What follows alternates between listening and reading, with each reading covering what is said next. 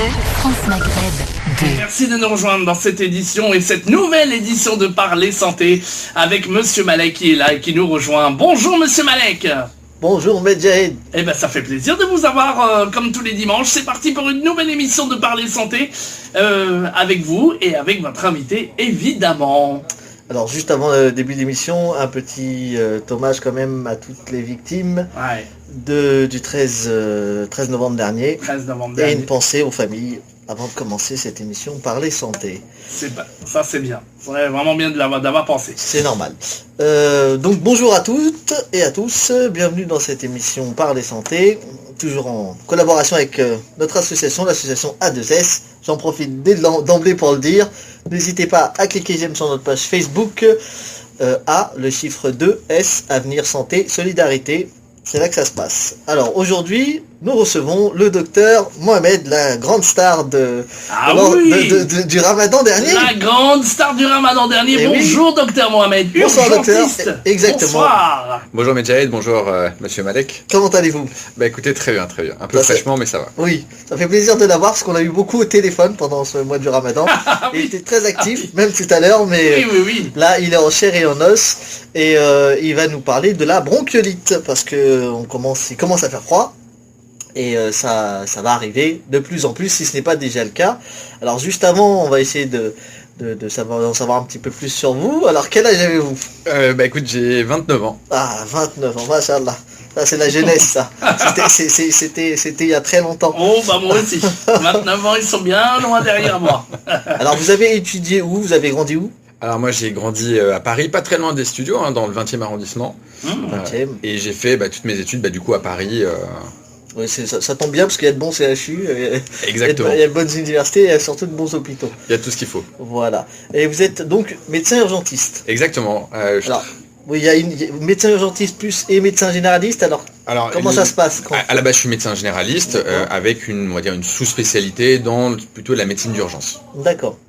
Et vous travaillez chez SOS Médecins? Exactement. Donc je travaille mon activité à temps plein là pour l'instant à SOS Médecins. Comme médecin, on va dire généraliste urgentiste. D'accord, ça fait combien de temps donc vous êtes je travaille depuis 2011 et depuis 2013 je suis à SOS Médecins et je suis thésé depuis 2015. Ah, ça c'est bien. Alors on va rentrer dans le vif du sujet et on va essayer déjà de donner une petite définition à ce qu'est la bronchiolite pour que les gens comprennent. Medjahed, le numéro de téléphone. Évidemment, et toutes les infos 0892 23 99 50 si vous avez besoin évidemment de renseignements sur la bronchiolite, si vous avez envie de témoigner sur la bronchiolite, si vous avez besoin d'interpeller le docteur Mohamed et qui est aussi médecin généraliste. Donc il y a aussi, on peut peut-être poser aussi deux, trois petites questions, on sera pas regardant sur les autres questions aussi. Le domaine est large, donc le domaine est très large. Tout ce qui est urgence. Voilà, urgence aussi, voilà, Oui, voilà. tout ce qui est urgence et tout ce qui est donc bronchiolite, vous appelez donc dès maintenant et vous serez prioritaire. 0892 23 99 50 et sur Snapchat vous rentrez dans la story, vous tapez France Maghreb 2 tout attaché, vous rentrez dans la story, on vous accepte et là Monsieur Malek vous écoutera et surtout posera votre question en live et en direct pour les plus timides. Snapchat est pour les plus modernes, France Maghreb 2 tout attaché et surtout par téléphone évidemment, vous êtes les bienvenus. 0892 23 99 50. N'hésitez pas à nous appeler à tout moment. Donc voilà, on commence alors avec une définition de ce qu'est la bronchiolite. Alors la bronchiolite, donc on peut considérer que c'est une infection virale. Le mot viral est très important, c'est pas une bactérie, causée par principalement ce qu'on appelle le VRS, c'est le virus respiratoire syncytial, qui touche les petites bronches, donc les bronchioles, des nourrissons et qui survient, on va dire, de manière saisonnière, mais plutôt par épidémie. D'accord. Est-ce qu'il y a des moments dans l'année où ce virus est plus présent que d'autres? Ouais, il y a un pic, en fait ça commence globalement mi-octobre, avec un pic en décembre, et ça se termine plutôt en fin d'hiver. Et ce qu'il faut savoir, c'est que cette cinétique est toujours à peu près la même, c'est toujours la même période chaque année. D'accord. Donc au moins on sait quand est-ce qu'elle arrive. Et à peu près, en tout cas en France.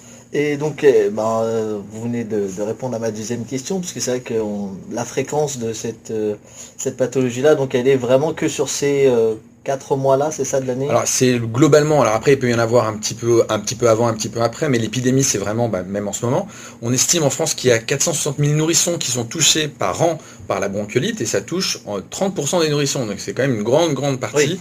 Et les enfants les plus malades, ceux qui sont le plus fréquemment malades, c'est entre l'âge de 2 et 8 mois, donc c'est les tout petits qui sont surtout Les touchés. plus fragiles. Exactement. Et comment se transmet-elle alors? Alors, c'est ce qu'on appelle une infection à transmission interhumaine, ça veut dire d'homme à homme. Il y a globalement 2 modes de contamination. Le premier, on dit un mode de contamination direct. Celui qui paraît évident, c'est par les sécrétions, lorsqu'on tousse, lorsqu'on éternue. Ça paraît assez évident et assez simple. Le deuxième, qui est un petit peu plus, on va dire, insidieux ou vicieux, c'est le mode indirect. C'est par les mains ou le matériel souillé. Ce qu'il faut savoir, c'est que le virus survit 30 minutes sur la peau, 6 à 7 heures sur les objets ou sur le linge. Et du coup, on peut se contaminer avec des jouets, notamment les peluches. Rapidement. Donc c'est pour ça que souvent, quand un enfant est malade en crèche ou à l'école, il refile ça à tout le monde. Exactement. C'est un peu ça pour tous les virus. Exactement. Michael, oui. Eh ben, on a déjà des questions. Eh oui, docteur Mohamed, vous faites un carton plein déjà, à peine arrivé. On dit que vous êtes urgentiste, on dit que vous êtes spécialiste dans la bronchiolite. Eh ben, n'hésitez pas en tout cas. 0892 23 99 50 pour poser vos questions. Est-ce que vous voulez partir du côté de la Lorraine avec en passant par la Lorraine avec Samo, avec ses sabots, mais surtout plus précisément à Metz où on a Nacera qui est avec nous. Bonjour Nacera. Bonjour Nacera. Bonjour à vous Nacera, bienvenue. On écoute votre question. Oui, alors bon, déjà pour passer en Lorraine, il faut des potes. Ouais, Lorraine. c'est clair. Bon, en tout cas en Moselle. Oui. À la bronchiolite. Alors moi j'ai mon bébé qui a fait une bronchiolite quand elle a eu 6 mois environ. Mhm. Elle a été soignée par la chimiothérapie et le BPL. Oui. Et je voulais savoir si il y avait ma tante, elle a 16 mois, est-ce qu'il y a un risque que ça se reproduise ou pas? Est-ce qu'elle serait plus fragile peut-être d'avoir déjà eu ou non? Alors, on allait y revenir un petit peu plus tard, mais c'est une question intéressante. Ah bah dès qu'on peut, on intervient tout de suite. Bien sûr. Et en fait, ce qu'il faut savoir, c'est que la première infection, donc on appelle la primo-infection, elle n'immunise pas complètement contre la maladie. Et on sait que les enfants sont à risque de retomber malades une deuxième fois. Mais il n'y a pas de séquelles en tant que telles. Ça veut dire que c'est pas parce qu'on a fait une bronchiolite qu'on va développer, on va dire, ce que la crainte essentiellement quand on commence avec la bronchiolite, c'est l'asthme. Par contre, il y a une chose qu'il faut savoir, c'est que après 3 bronchiolites, on parle plus de bronchiolite, on parle de crise d'asthme. Et dans ces cas-là, on appelle ça génériquement l'asthme du nourrisson. Donc asthme du nourrisson, le mot nourrisson est important parce que ça ne veut pas dire que ce sera un enfant asthmatique toute sa vie. Ce sera un enfant qui va faire des petites crises d'asthme durant l'enfance et puis après on estime entre 20 et 25% de faire de l'asthme un peu plus tard. Donc oui, votre enfant peut refaire une deuxième bronchiolite, mais bon, globalement, c'est pas systématique. D'accord. Et donc, pour prévenir au maximum l'apparition de la bronchiolite, qu'est-ce que c'est? Il y a plusieurs modes de prévention. Le premier niveau, c'est par rapport à la collectivité. Si c'est possible, il faut retarder la mise en collectivité des enfants. On dit l'idéal, c'est après 6 mois. Si on peut pas, parce qu'on n'a pas d'autre solution, on peut pas avoir d'assistante maternelle ou un autre mode de garde et qu'on doit aller à la crèche, il y a des modes de contamination qu'on connaît bien. Donc il faut bien se laver les mains. Ça, c'est une chose évidente qu'il faut tous respecter. Quand un enfant est malade, on évite que le petit frère ou la petite sœur lui fasse des bisous. Pareil, quand les amis ou la famille viennent, il faut qu'ils se lavent les mains. Il faut aérer la pièce, ça c'est hyper important. Il faut que la température de la pièce soit pas au-dessus de 19 degrés. Donc surchauffer la pièce favorise l'infection. Et il y a un autre critère qui est clairement établi, c'est le tabac. Le fait d'avoir du tabagisme passif, ça veut dire que vous fumez à côté ou dans la pièce, ça aggrave le risque de bronchiolite et ça c'est clair et net. Ça va, Nacera, vous fumez pas vous aussi? Ah bah voilà. Mais après, comme il parle de tabagisme passif, malheureusement, à l'entrée des magasins, parfois il y a des gens qui fument, ce genre de choses, voilà. Ou des gens qui viennent chez vous et qui fument aussi par la fenêtre. Le mari qui fume par la... Ah bah voilà. Voilà. Et j'avais juste une autre question qui n'a rien à voir avec la bronchiolite. Allez-y. Allez-y. Oui. Donc mon bébé qui a 7 mois, elle a les poussées dentaires. Oui. Et malheureusement, il y a les deux devant qui sont sortis, mais là, ce sont celles de derrière. et je me demandais qu'est-ce que je pourrais faire pour soulager en fait la douleur. Alors, à part les crèmes en pharmacie, quoi. Oui, alors... contredonner de ce genre de choses-là. D'accord, je comprends. C'est une question qui revient souvent en consultation. C'est qu'est-ce qu'on peut faire pour les poussées dentaires. C'est vrai que c'est quelque chose de pas très grave, mais qui fait un peu de la peine parce que les enfants semblent inconfortables, ils ont l'air d'avoir mal. Malheureusement, il n'y a pas de traitement qui est bien codifié. Ça veut dire que on sait par exemple, je sais pas, dans une infection pulmonaire, on va dire tiens, il faut absolument des antibiotiques. Là, pour la poussée dentaire, c'est un peu des remèdes de grand-mère. Certains enfants vont répondre par exemple au Doliprane, c'est le premier des traitements. Si votre enfant a mal, on peut essayer le Doliprane. Après le reste, c'est un peu de la cuisine. Il y a le froid, c'est ça? Oui, le froid, exactement. Le fait de leur mettre un petit objet qui peuvent mordiller au frigo, pas au congélateur parce qu'il y a un risque de brûlure. Ça, c'est important de dire. Faut pas mettre l'objet au congélateur parce que s'il le met, ça risque de s'accrocher sur ses gencives et là d'être encore plus douloureux. Donc au frais, oui. Après, il y a d'autres petits remèdes comme les petites dosettes d'homéopathie. Cloudirof, ça c'est pour les effectivement. Ça c'est très grand-mère, mais mais après, c'est tout ce qui est homéopathie.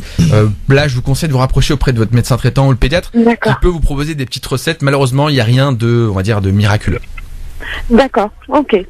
Bon, écoutez, merci beaucoup. Merci à vous, Nassira, de nous avoir appelé. Nassira, vous êtes adorable. Bonne soirée à vous. Bonne soirée. Très bonne soirée à vous. À bientôt. Merci beaucoup. Voilà, si vous voulez faire comme Nassira de Metz, évidemment, vous êtes les bienvenus pour parler au docteur Mohamed, urgentiste, et aussi pour nous parler de la bronchiolite. Vous avez des enfants, vous avez des bébés, vous avez envie de parler de la bronchiolite, vous voulez bien entendu poser des questions, ou alors des questions sur les urgences, des questions de manière générale. Eh bien, 0892 23 99 50 étoile et le choix numéro 1 pour arriver au standard. Vous êtes prioritaire. 0892 23 99 50 ou sur Snapchat, vous tapez France Maghreb 2 tout attaché sur Snapchat, vous rentrez dans la story comme on dit et là vous posez votre question et le monsieur Malek scrutera les messages et les dira en direct à l'antenne. Évidemment, n'hésitez pas. 0892 23 99 50. Alors nous étions en train de parler de la transmission de la bronchiolite. Donc on parlait justement des zones où il y a beaucoup d'enfants. Ah, ça sonne encore, mais on continue. J'allais vous poser la question. Effectivement, il faut rappeler donc aux gens de bien se laver les mains parce que c'est souvent ça. On critique souvent les pays asiatiques, mais ils ont des techniques très très très bonnes pour éviter la transmission de virus et de bactéries. C'est déjà d'éternuer dans leurs manches et non pas dans leurs mains ou dans un mouchoir. Exactement. C'est aussi de mettre des masques. Oui, c'est exactement. C'est plus la population asiatique qui fait ça, ce qui peut parfois nous sembler un peu étrange. Alors le seul bémol que je mets à cette remarque, c'est souvent on voit dans le métro, ça nous arrive de voir des personnes d'origine asiatique avec des masques. Mais ces masques-là, en fait, protègent pour éviter. Enfin, alors, ce qui est bien, c'est que ça évite nous de tomber malades, mais ça ne les protège pas malheureusement, parce que c'est les masques chirurgicaux. Donc au moins, c'est que c'est probablement des gens malades et ils évitent et ils font attention. Donc ils ont effectivement une éducation un peu plus poussée à ce niveau-là et c'est tout à leur honneur.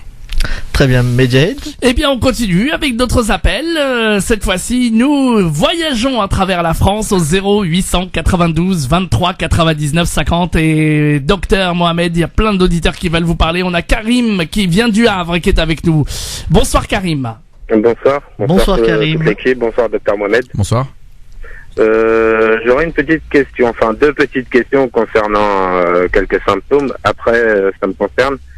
Au niveau de ma respiration, il m'arrive de certains temps, parce que après je sais pas si c'est au niveau des adultes et au niveau de l'enfant, c'est pareil. Il m'arrive à certains moments au niveau de ma respiration d'avoir des sifflements. Est-ce que ça peut être dû à une bronchiolite ou pas?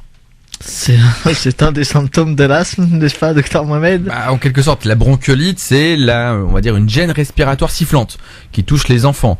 On dit que après 3 épisodes, comme on l'a dit, c'est l'asthme, et après à l'âge adulte, donc il n'y a plus de bronchiolite, il y a des bronchites, et par contre le fait de siffler à certains moments, ça peut être révélateur d'un terrain asthmatique. Donc les deux peuvent être un peu liés, mais vous n'avez pas de bronchiolite, vous avez peut-être un petit terrain asthmatique sous-jacent qui vous fait que vous sifflez plus que les autres. Ça dure depuis longtemps? Excusez-moi, ça m'arrive des fois quand je dors d'avoir ce sifflement, ou à certains moments, après un effort ou quoi, d'avoir un sifflement au niveau de ma respiration. Bah, et ça, c'est pas possible de le contrôler du tout. Alors ça, c'est classiquement ce qu'on appelle, alors après il faudrait faire d'autres examens pour vérifier, mais ça ressemble à de l'asthme d'effort. Ce qu'il faut savoir, c'est que l'effort peut être un facteur déclenchant de l'asthme. On fait pas de l'asthme tout le temps, il y a des facteurs déclenchants. Il y a certaines personnes, ça va être un asthme allergique. À, par exemple, aux poussières, à un chat, au pollen. Et puis vous, ça semble être lié peut-être à l'effort. Donc je vous incite peut-être à consulter dans un premier temps votre médecin traitant, qui pourra, à mon avis, peut-être vous rediriger vers un pneumologue et puis vous donner un traitement pour justement éviter de siffler. Souvent on peut prendre... J'ai pris un rendez-vous chez un pneumologue pour le mois prochain, donc alors c'est très bien, parce que moi je vais me permettre de faire une communication sur ça. Avant de prendre un traitement dans l'asthme, il y a un seul et unique examen qui permet de dire si vous êtes asthmatique ou non, ça s'appelle l'EFR, donc c'est l'exploration fonctionnelle respiratoire. Donc c'est le pneumologue qui l'a fait, donc vous avez eu le bon réflexe. Après ce test que vous ferez en cabine, le pneumologue vous dira si oui ou non vous êtes asthmatique. Bon, après on rentrera pas dans les détails des tests de réversibilité, mais c'est, en tout cas, c'est la bonne chose à faire pour tous les gens qui ont cette question-là. Allez voir un pneumologue, parce que ça reste l'examen le plus important pour se dire est-ce qu'on est asthmatique ou non. C'est l'EFR, et donc c'est chez un pneumologue, non pas chez un médecin généraliste. D'accord. Est-ce que c'est un facteur d'avoir ce type de symptômes, d'être pris d'une laryngite? C'est ce qui m'est arrivé il y a 15 jours, subitement. Oui, il y a un terrain qui est un peu lié. Il y a globalement, on a plusieurs maladies qui peuvent être associées. Maladies, enfin, en tout cas, pathologie, comorbidité. La laryngite, c'est une partie des voies respiratoires. Donc, on respire par la bouche, et puis ensuite on a le larynx, et puis ensuite on a les bronches. Donc tout ça, c'est le même arbre, en quelque sorte. Donc quand on a une petite bronchiolite ou de l'asthme ou des bronchites asthmatiformes ou des laryngites, c'est à peu près la même famille. Donc il y a souvent des terrains prédisposants. Donc la laryngite peut coller avec votre terrain un peu asthmatique. Oui. Mais ce que me disait l'ORL, enfin le spécialiste, c'est que ce type de laryngite-là est plus fréquent chez les enfants et non chez l'adulte. Oui, la laryngite, c'est une pathologie de l'enfant essentiellement. C'est quelque chose qui est bien connu, qui survient surtout la nuit, à 3, 4, 5 heures du matin. Mais globalement, il y en a aussi des laryngites chez l'adulte, parce qu'on peut avoir attrapé un virus, tout simplement. La laryngite, à la base, c'est viral. Mais aussi parce que vous avez peut-être une petite sensibilité par rapport aux autres, de développer une laryngite. Donc moi, je pense que c'est lié à votre terrain peut-être un petit peu asthmatique, et que tout est un peu lié. Mais c'est en aucun cas dû à une opération des amygdales, d'avoir pu... Non, aucun lien. Il n'y a aucun lien avec ça du tout. D'accord. Non. Écoutez, je vous remercie beaucoup, docteur Mohamed. Avec plaisir. Merci de nous avoir rappelé en tout cas. Et à très bientôt. Continuez, c'est une très bonne émission, puis très bonne soirée. Merci beaucoup, ça fait plaisir en tout cas. À bientôt.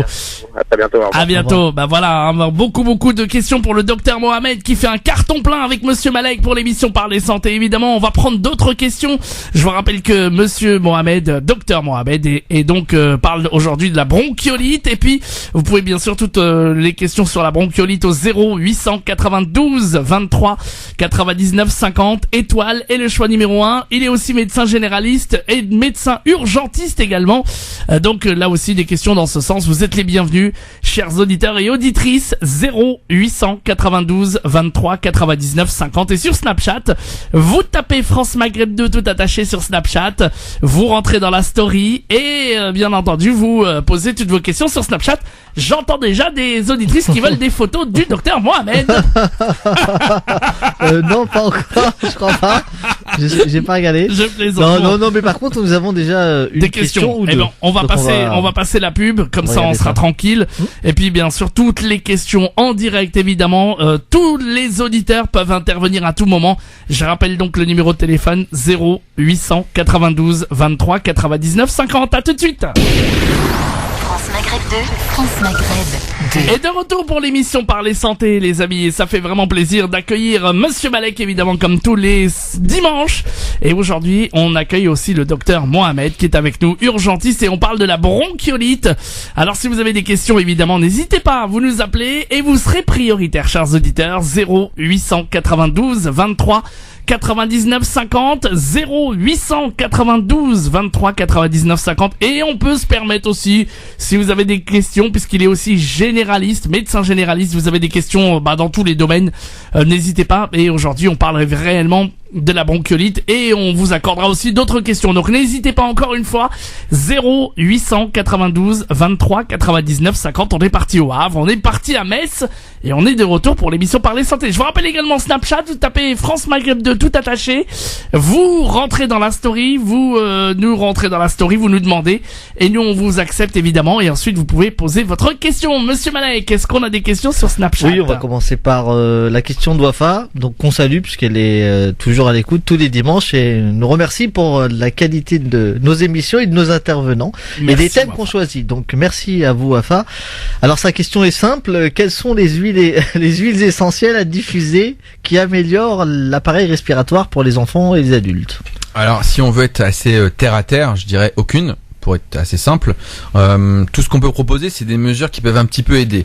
La première des choses, avant de parler d'huile qu'on va mettre, c'est d'humidifier la pièce. Comment humidifier la pièce? Déjà, ça sert à rien d'acheter les humidificateurs qui finalement ne changent pas l'humidité de la pièce. C'est commercial.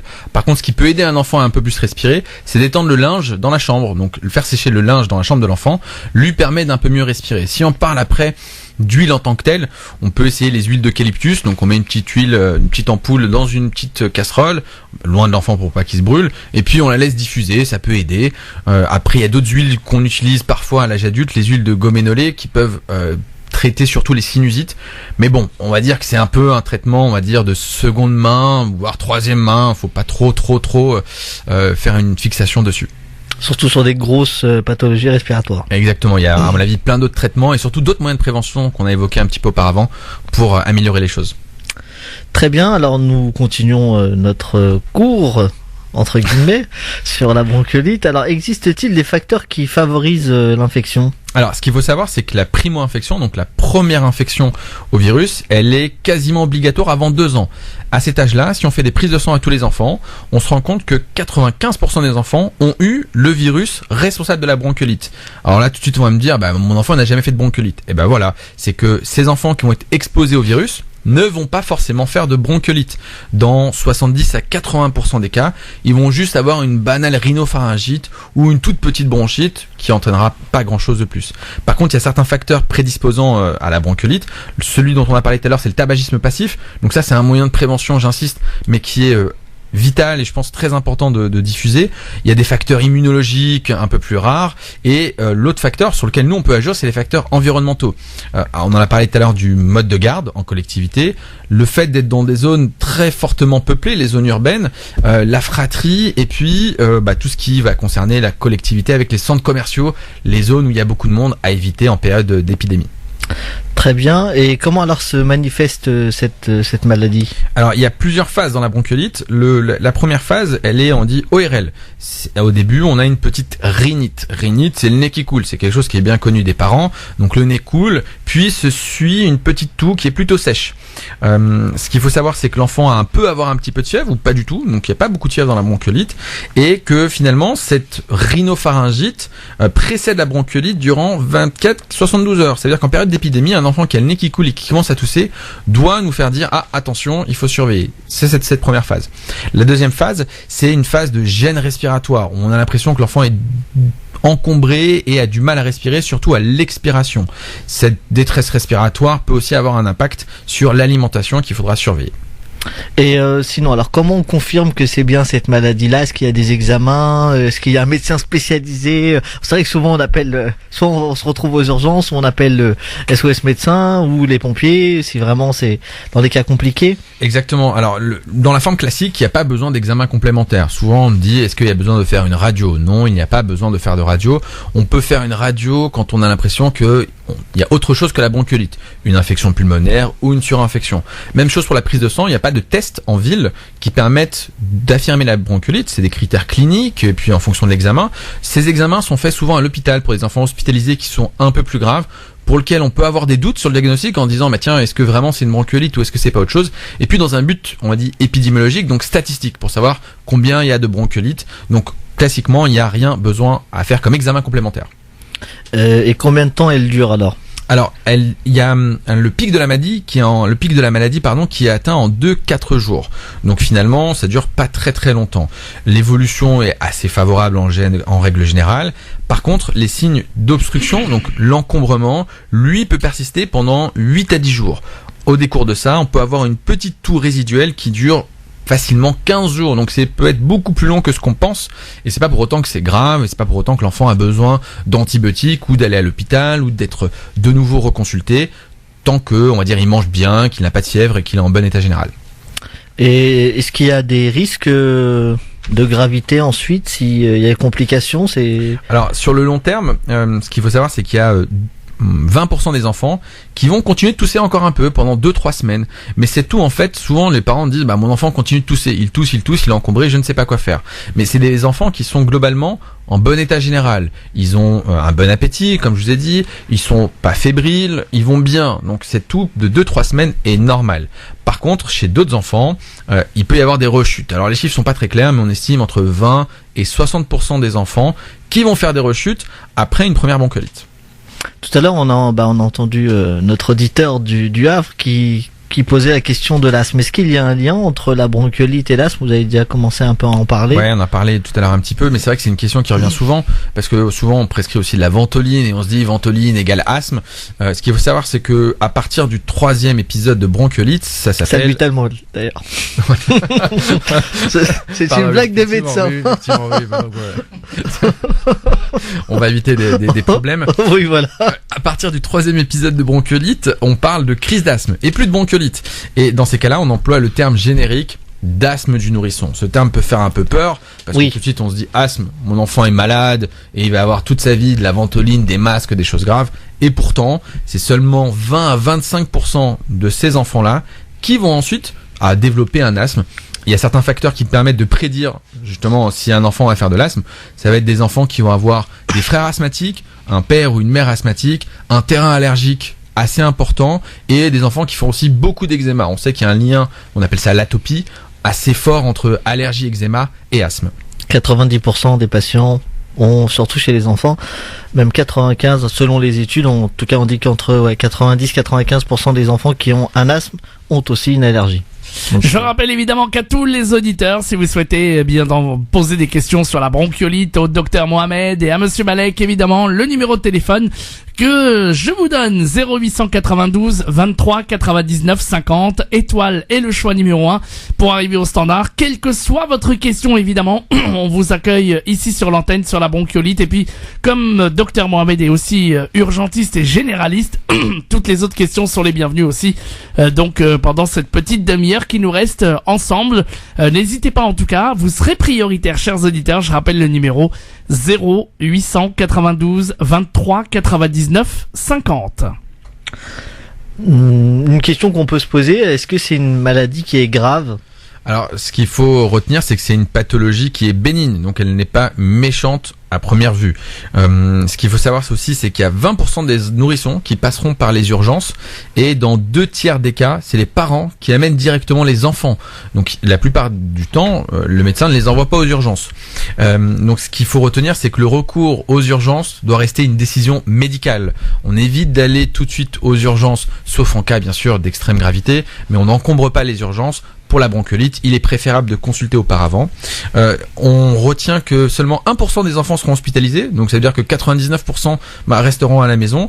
Et ces rares cas d'hospitalisation, ça touche essentiellement des bébés, on va dire, un peu plus fragiles. Donc des bébés qui vont être nés prématurés, qui vont avoir des problèmes cardiaques sous-jacents ou pulmonaires, ou des tout petits bébés de moins d'1 mois. On se dit que là, il y a des risques de faire des bronchiolites un peu plus sévères. Alors maintenant on va parler un petit peu de traitement. Alors comment on fait pour traiter cette infection, donc qui est virale, non bactérienne, donc on le rappelle. Exactement, donc c'est important. pas d'antibiotiques. À première vue, exactement, pas d'antibiotiques, et le traitement, on dit qu'il est symptomatique. Ce mot est assez fort et important. Ça veut dire qu'on accompagne l'enfant dans la guérison. On va essayer de passer le cap et de faire que tout se passe plus ou moins bien. Il n'y a pas de traitement comme mettre un plâtre quand on a un bras cassé, opérer quand on a une appendicite. C'est un traitement symptomatique. Le premier des traitements, c'est de laver le nez. C'est ce qu'on appelle la désobstruction, la DRP nasale. Il faut laver le nez au sérum physiologique, car le bébé respire par le nez, donc s'il est encombré, il faut lui laver le nez. Il faut pas avoir peur de ce geste, et il faut apprendre à le faire, il faut apprendre à le pratiquer. Il y a plein de façons de le faire. On me dit souvent, je ne sais pas le faire. Je pense qu'en 2016, on a la chance d'avoir plein de possibilités de se former. Mettre comment laver le nez d'un bébé sur YouTube donne déjà des vidéos où les gens montrent très facilement et on peut reproduire parce que c'est le traitement initial, c'est vraiment laver le nez. Il y a d'autres choses à faire, d'autres mesures. Ce qui concerne l'alimentation, l'enfant qui a une bronchiolite mange moins bien. On s'en rend compte parce qu'il se concentre sur la respiration. Il est encombré, il a du mal à respirer. Donc l'alimentation doit aussi être prise en compte. On doit se dire que l'enfant va prendre un petit peu moins que d'habitude, mais on va essayer de lui proposer plus souvent. Donc fractionner l'alimentation. Concrètement, ça veut dire quoi? Un bébé qui va prendre un biberon de 210 ml toutes les 4 heures, eh bien, au lieu de lui donner 210 ml, on va lui donner 150, mais toutes les 3 heures. Et finalement, il va avoir sa ration sur la journée. Donc le volet alimentation est assez important.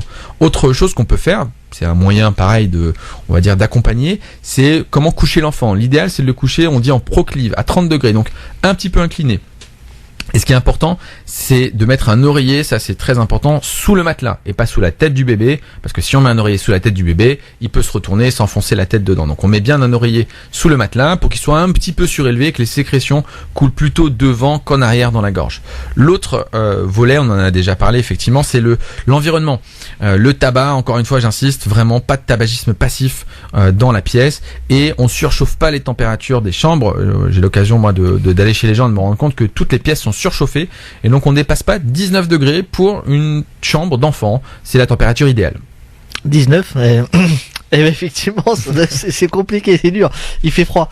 Je pense que là, vous allez choquer beaucoup de gens, notamment, d'ailleurs, vous m'avez choqué, parce que 19 degrés, je pensais que c'était plutôt 20, 21. Alors, la fourchette entre 19, 20, 21, on va dire elle est acceptable. Mais moi, je rentre souvent dans des chambres d'enfants où il fait 25. Il doit faire franchement au moins 25. Donc 19, c'est peut-être un petit peu limite, mais voilà, entre 19, 20, 21, pas la peine d'avoir un thermostat à la maison en se disant oh là là, il a 19,5. Là, c'est une catastrophe. C'est une catastrophe. Vite appelons les pompiers. Non, ouais. Mais entre 19 et 21, c'est une température complètement acceptable. Bon, en tout cas, je pense que ça peut être très utile aux parents. On va rentrer dans les traitements médicamenteux. Est-ce que, mis à part ce que vous nous avez dit, donc c'est vrai que le sérum Phi, si on reprend un petit peu ce que vous avez dit, ça reste la priorité. C'est ce qu'il faut utiliser, c'est ce qui est efficace. Et donc, dans le cas où il y a des complications, ou alors est-ce qu'il y a des traitements éventuellement qu'on peut mettre en place, qui sont mis en place, notamment aux urgences ou par les médecins généralistes? Alors classiquement, ou par vous d'ailleurs quand vous vous déplacez. Classiquement, normalement dans la bronchiolite en tant que telle, on ne met aucun autre traitement que laver le nez et attendre que ça passe. C'est un peu provoquant de dire ça, mais normalement c'est le traitement. Il n'y a pas lieu d'utiliser des bronchodilatateurs, donc des petites bouffées de salbutamol, de terbutaline et autres. Normalement, en première intention, il n'y a pas lieu. Parfois, on peut en proposer en fonction du terrain de l'enfant, en fonction du nombre de bronchiolites qu'il a fait, en se disant peut-être que ça peut l'aider. Donc, ce genre de traitement avec la petite chambre d'inhalation, normalement, ça passe. Comme ce dont a parlé notre auditrice tout à l'heure. Normalement, ça n'a pas trop sa place, mais sous réserve. Donc ça, c'est à voir au cas par cas. Souvent, on parle aussi de corticoïdes. Normalement, les corticoïdes n'ont pas leur place dans la bronchiolite. Oui.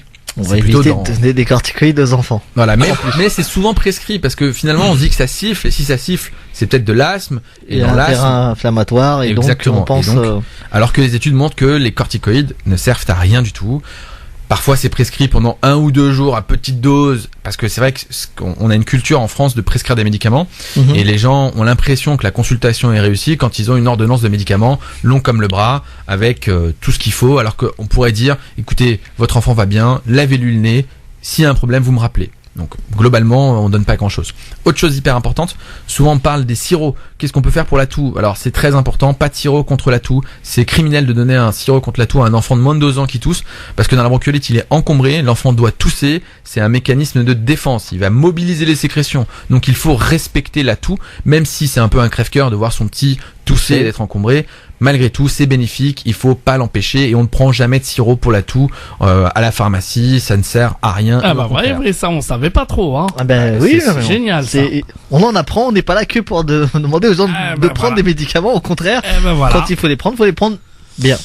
Eh ben écoutez, dans un instant on va revenir, on va marquer la dernière pause évidemment, et je rappelle à tous nos auditeurs évidemment que vous pouvez nous appeler au standard si vous souhaitez poser des questions au docteur Mohamed. On parle de la bronchiolite, 0892 23 99 50 étoiles et le choix numéro 1 pour arriver directement au standard. Et je vous rappelle également que si vous avez d'autres questions dans le domaine des urgences, puisqu'il est urgentiste, médecin généraliste également, eh bien vous pouvez aussi nous appeler. N'hésitez pas, on parle de la bronchiolite. Vous aussi, vous avez des enfants, vous voulez nous en parler, vous voulez témoigner également. Peut-être certains sont très timides, disent j'ose pas, mais vous pouvez nous appeler de toute la France entière. On vous attend avec le plus grand plaisir pour toutes vos questions. Profitez-en, notre médecin généraliste est là, Dr Mohamed, il est urgentiste et on parle de la bronchiolite, je le rappelle, 0892 23 99 50, le temps de marquer la dernière pause et d'accueillir les derniers appels en direct à la radio, 0892 23 99 50. Et puis je rappelle aussi Snapchat, France Maghreb 2, tout attaché. Vous rentrez dans la story, vous nous posez vos questions, et puis on y répond. Monsieur Malek va regarder tout ça pendant la pause. Et évidemment, on rappelle aussi 0892 23 99 50. À tout de suite.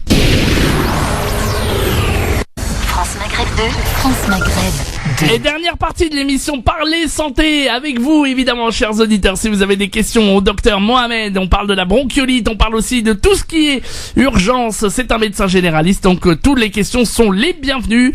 0892 23 99 50 étoiles. Et le choix numéro 1, si vous avez des questions, faites vite les amis, car il nous reste très très peu de temps avec le docteur Mohamed et monsieur Malek pour la suite de l'émission Parler Santé. 0892 23 99 50. Allez, nous sommes de retour, monsieur Malek, pour cette dernière partie de l'émission Parler Santé. J'en profite pour saluer mon ami Pierre Mohamed, lui aussi, un Mohamed qui voudrait une photo dédicacée du docteur Mohamed. Ah, je m'en occupe, mais il écoute surtout parce que exactement. Il a un fils en bas âge, effectivement, et donc la bronchiolite l'intéresse. Donc bonjour à la famille et merci de nous écouter. D'ailleurs, vous pouvez aussi demander des photos sur Snapchat. Vous tapez France Maghreb 2 tout attaché.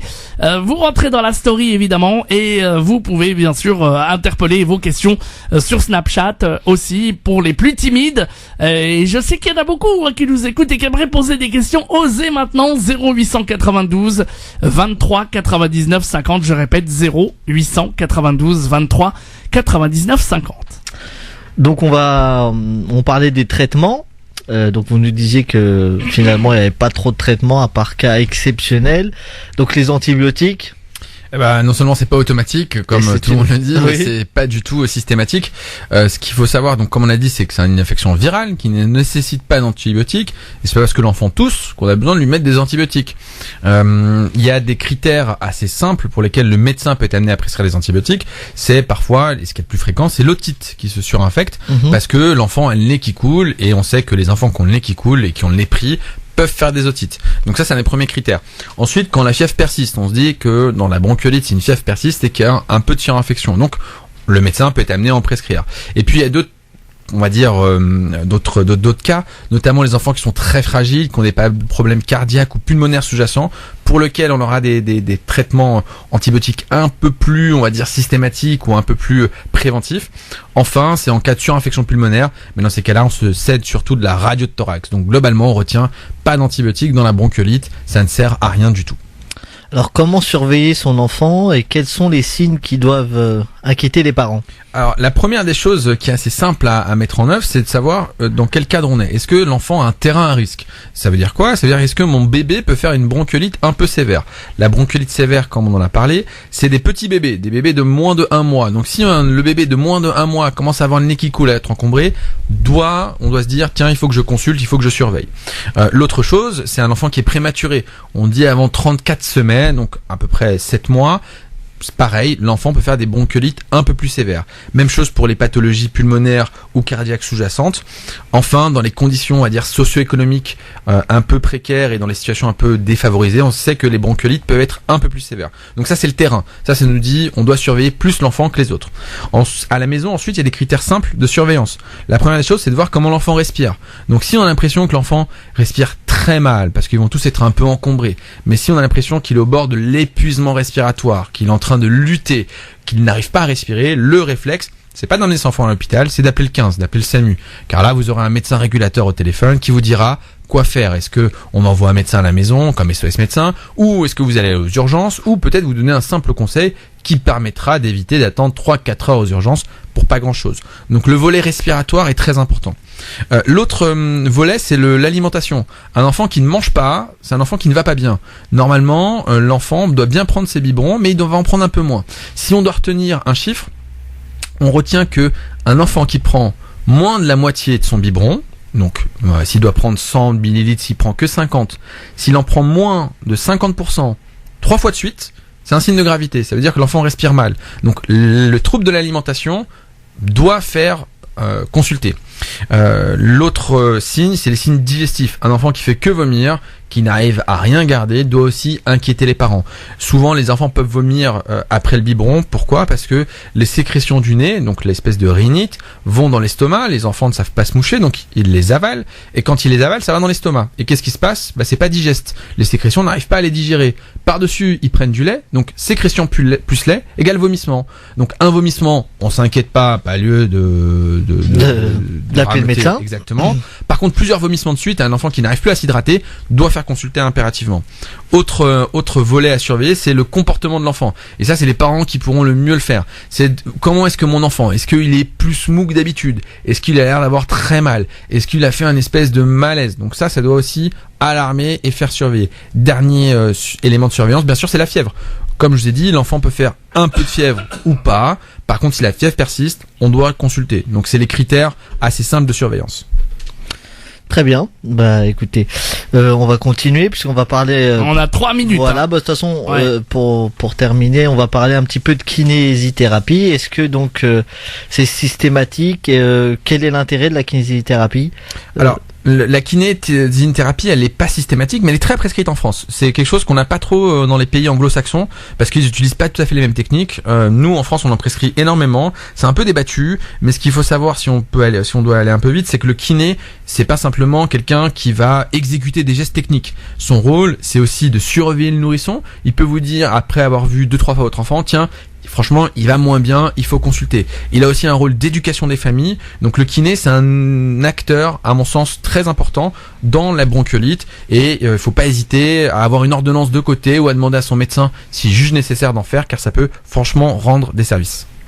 C'est vrai que c'est un petit peu, pour ceux qui n'ont jamais assisté à une séance de kiné sur un enfant, c'est un petit peu sportif. Donc les parents qui ont un peu de mal et qui ont peur, éloignez-vous, sortez du cabinet et laissez le kiné faire son travail, parce que ça fonctionne très très bien et ça reste nécessaire, notamment en cas d'encombrement important. Juste, je profite de la part d'Alex, donc qui salue toute l'équipe France Maghreb 2, qui remercie un grand merci au docteur Mohamed pour son intervention. Génial. Et elle passe une dédicace à Noé et à Enes. Salut à toi. Voilà, quand même, j'en profite. Voilà. Alors, ça fait plaisir parce que c'est mon frère. D'accord. Voilà, je me disais qui est cet Alex. Très bien. je me disais bien. On sait jamais. Bon. Bonjour et bonsoir aux frères de docteur. Voilà. Merci Mohamed. en tout cas, vraiment très très bon sujet en tout cas abordé aujourd'hui. Oui, c'était très intéressant. Tu nous laisses combien de secondes ? Là, 1 minute, on y va. 1 minute. Bon. Allez, 1 minute. En 1 minute, des mesures simples de précaution. On se lave bien les mains, on nettoie bien les peluches, les jouets, on évite qu'il y en ait partout. On évite les lieux publics. On va pas au centre commercial le samedi après-midi en période de bronchiolite. On laisse l'enfant à la maison, on y va quand possible à un autre moment. L'idéal, c'est l'allaitement maternel, donc faut l'encourager, faut pas hésiter à consulter, parce que plus l'enfant est allaité et plus il aura une espèce de protection à ce niveau-là. On lave bien le nez, faut l'apprendre. On évite au sein de la fratrie de partager les biberons, les sucettes, les couverts, des choses de base. L'enfant doit être un peu protégé sans bien sûr être psychorigide, et on évite que les frères et sœurs fassent des bisous, ou que le tonton, la tata qui a le nez qui coule approche. Et surtout, pas de tabac et encore pas de tabac. Merci docteur Mohamed pour cette intervention, pour toutes ces informations. La musique de fond, ça accompagne la fin de l'émission. La semaine prochaine, nous recevrons Madame Maghribi, donc notre psychologue, qui va parler de schizophrénie et de possession. Donc ça va être intéressant, ça va être sportif, je pense. Très lourd. Ça va être très très lourd la semaine prochaine. Ça sera très très bien avant le rendez-vous de la voyance. Exactement. Donc Je sais n'hésitez pas. si c'est fait exprès ou pas. Je sais pas, mais écoutez, je lis. Moi je lis, Ok, très bien. et On voilà. rappelle le... Je ne fais que lire. On J'invente rappelle... rien.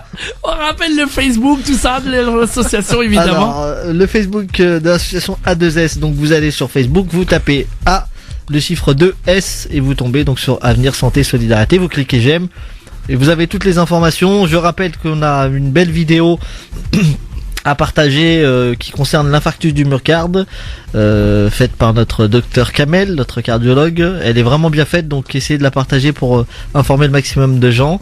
Nos articles aussi, et tous les podcasts des émissions depuis à peu près le mois de septembre. Donc il y en a quelques-unes maintenant, dont celle de ce soir qui était très intéressante. Tout à fait. Et si vous voulez nous contacter, une adresse mail unique, avenirsantéSolidarité@gmail.com. Merci beaucoup, monsieur Malek. Merci À la semaine au docteur prochaine, Mohamed. Majed. À la Merci, semaine docteur prochaine. Mohamed. À très bientôt. Et merci beaucoup d'être venu, évidemment. Dans un Bonne instant. fin de week-end. Bonne fin de week-end. Merci à vous. Là, ça continue dans un instant, justement. Le week-end avec le rendez-vous de la voyance qui arrive avec Axel de Paris. France Maghreb 2.